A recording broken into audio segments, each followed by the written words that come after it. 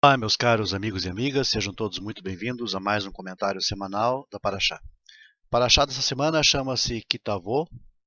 Parashat Kitavó encontra-se em Devarim, livro de Deuteronômio, capítulo 26, 1 até o 29, verso 8.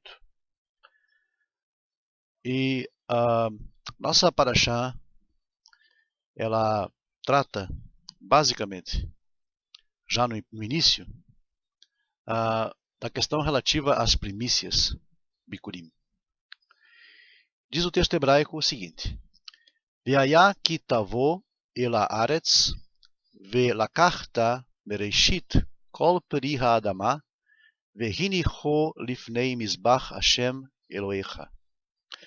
E quando entrares na terra que o Eterno teu Deus te dá por herança, tomarás das primícias de todo o fruto da terra, e o sacerdote pousará o teu cesto diante do altar do Eterno teu Deus. E um comentário chamado Sifrei diz o seguinte: Aseh mitzvah shebizhara tikanes laaretz. Pratica uma mitzvah que te fará merecer a entrada na terra prometida.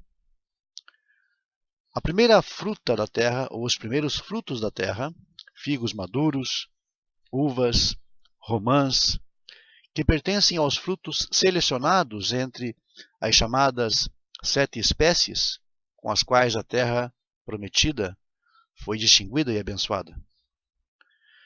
A ideia sublime de Havaat HaBikurim, da oferta das primícias, visava expressar, através de uma cerimônia religiosa singela, a perfeita harmonia entre o Criador, entre o poder divino, que multiplica o homem, frutificando, sustentando também todos os seres vivos, e a terra que foi dada ao homem, a fim de enchê-la, tornando-a plena através do seu labor e dos seus cuidados, uma terra produtiva, frutífera e benéfica. As primícias eram entregues ao Eterno, expressando assim, então, o privilégio do homem de cooperar de forma ativa na união existente entre o céu e a terra. O homem semeia e planta, e a chuva e o sol geram o benefício do labor investido. Para que o homem, então, possa ter o prazer e a satisfação de poder semear e também ceifar.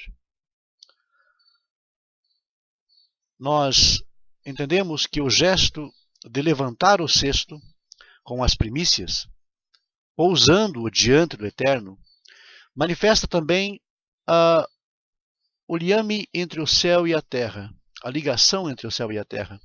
A chuva que vem de cima sacia a terra, tornando-a frutífera, germinativa, e a cooperação do homem, que consiste em semear, em plantar, em cortar e ceifar.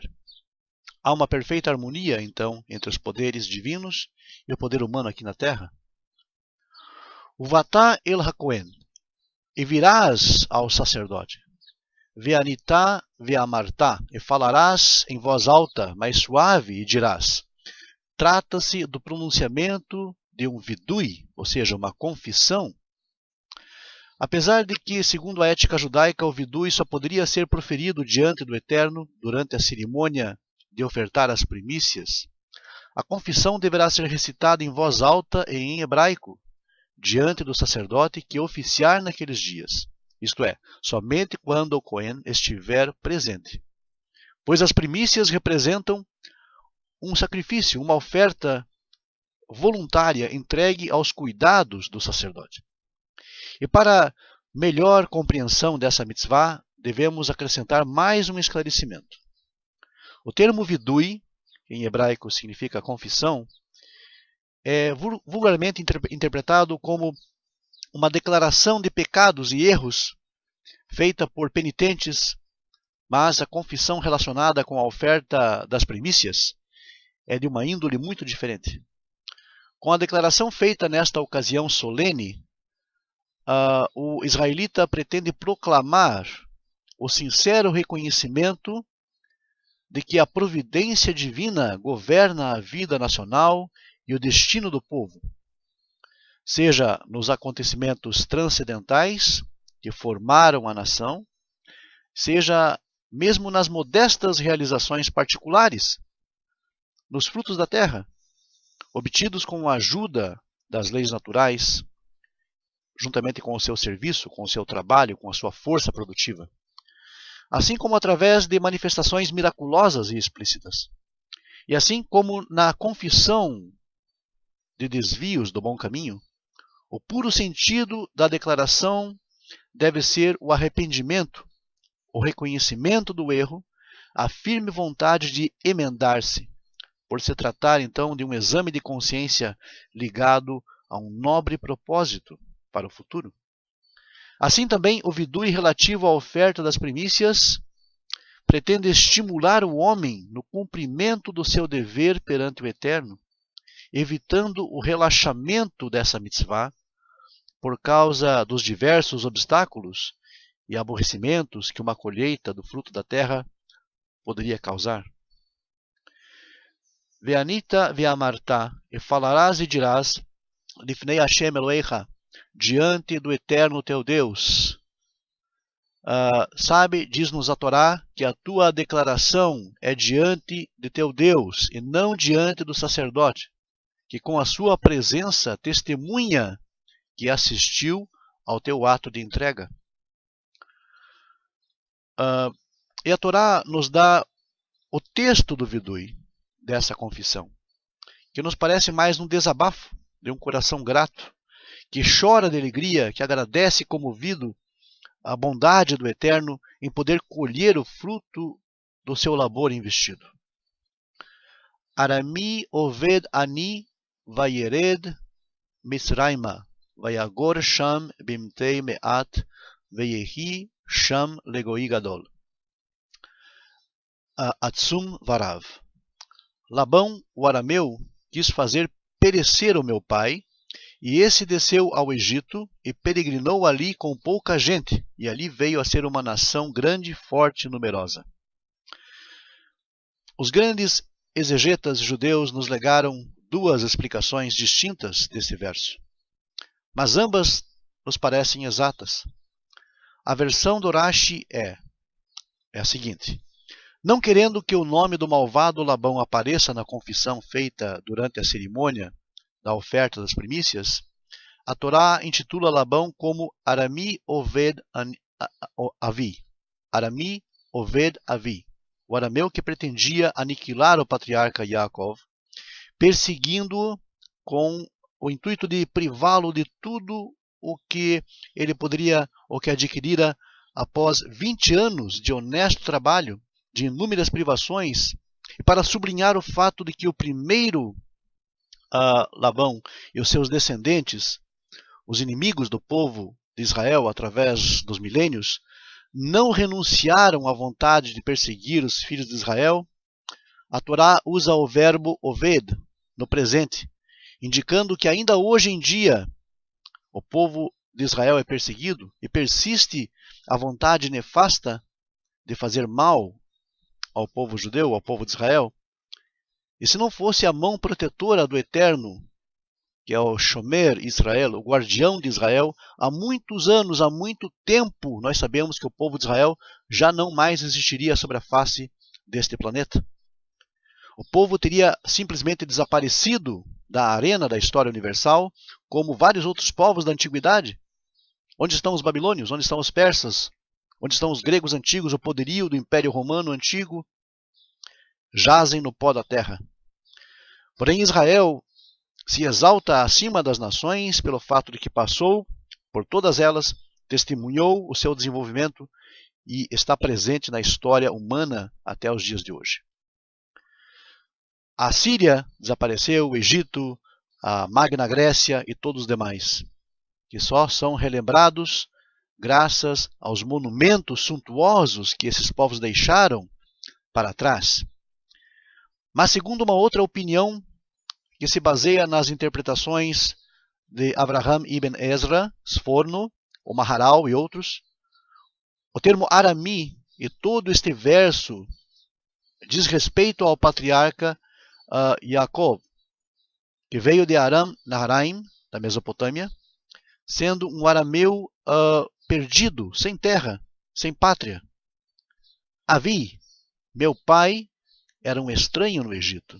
Aquele Mitzraim, simbolizando a diáspora, simbolizando a opressão, a limitação, as limitações,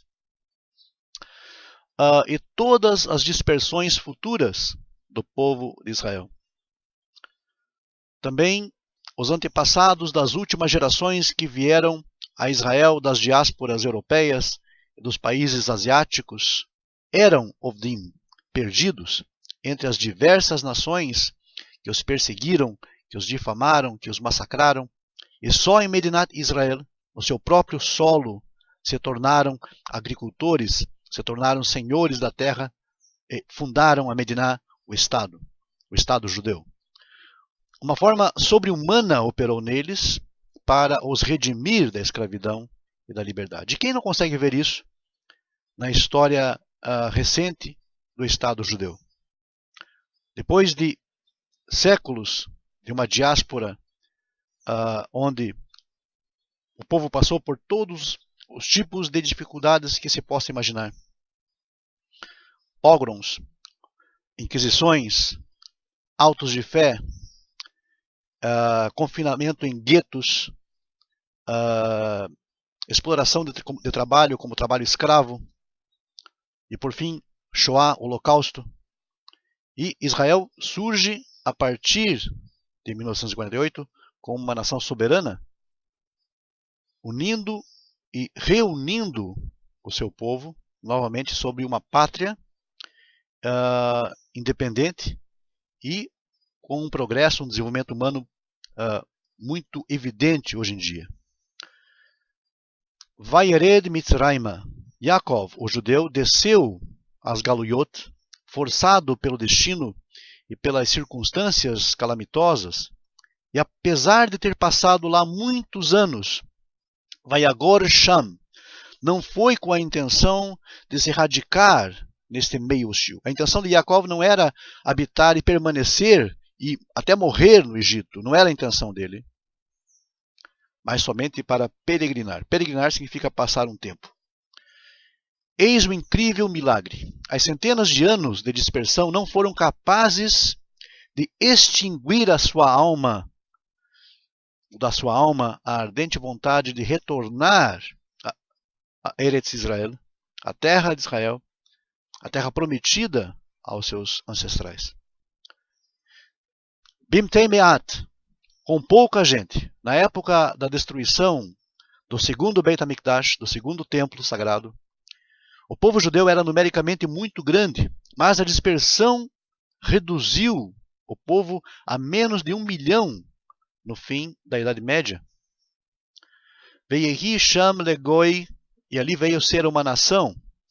Apesar das opressões, dos massacres, o povo de Israel conseguiu então distinguir-se de uma maneira extraordinária em diversos campos, mas especialmente no campo espiritual, científico e artístico, despertando assim a inveja e o ódio no seu meio ambiente, como nos relata a Torá. Hava nithakma lo penirbe ve'ayaki tikrena milchama venosaf gam hu al soneinu. Vinde, usemos de astúcia para com ele, para que não se multiplique e aconteça que, havendo guerra, ele se una com os nossos inimigos. Gadol Atsum, a força espiritual do povo judeu na diáspora é muito poderosa, aumentando constantemente. Varav, e numerosa, como está escrito, Revaná Ketzemach Hassadeh Netatir. Eu te fiz multiplicar como o renovo do campo, e crescente, te engrandeceste e alcançaste grande formosura. Varav, o povo de Israel, teve e continuará a produzir vultos com grandes almas.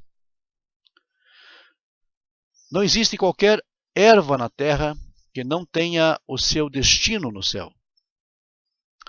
A erva almeja aproximar-se ao ser celestial e por isso ela cresce.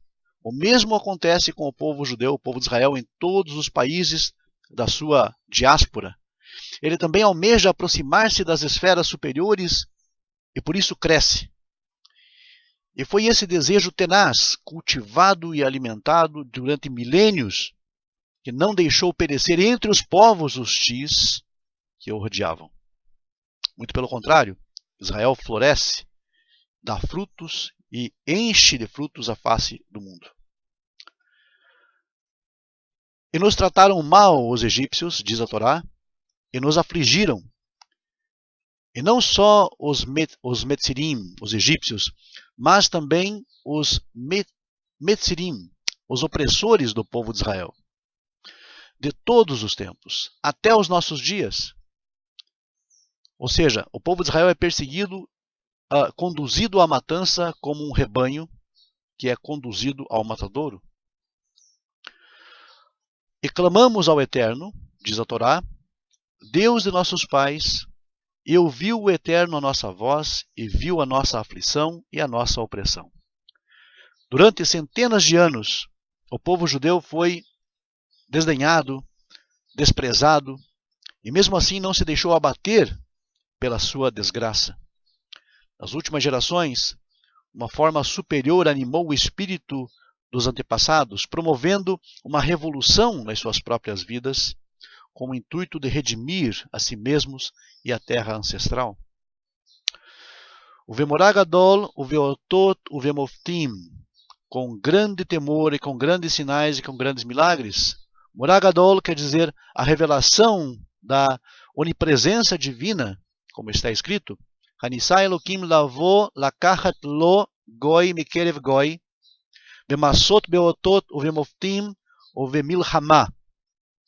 Acaso o Eterno tentou vir e tomar para si uma nação do meio de outra nação, por meio de provas, de sinais, de milagres, de guerra, com grandes feitos temíveis, como tudo o que foi feito para vós? Com feitos temíveis, o Eterno tirou o povo de Israel do meio de inúmeros povos, do seu convívio. Houve ainda existem provações difíceis, internas e externas. Houve uma tremenda guerra, tremendas guerras, onde o povo judeu foi reduzido e 1/3 do povo simplesmente foi eliminado. Mas surgiu Zroá, o braço estendido, o poder forte, o braço forte. Houve então feitos temíveis. E trouxe-nos a este lugar, e deu-nos essa terra, terra que mana leite e mel.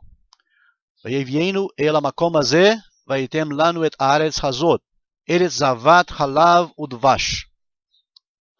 As últimas gerações lograram essas façanhas, ou seja, o renascimento da língua hebraica, a colonização agrícola de Eretz Israel, o reflorescimento das zonas onde antigamente eram desertos.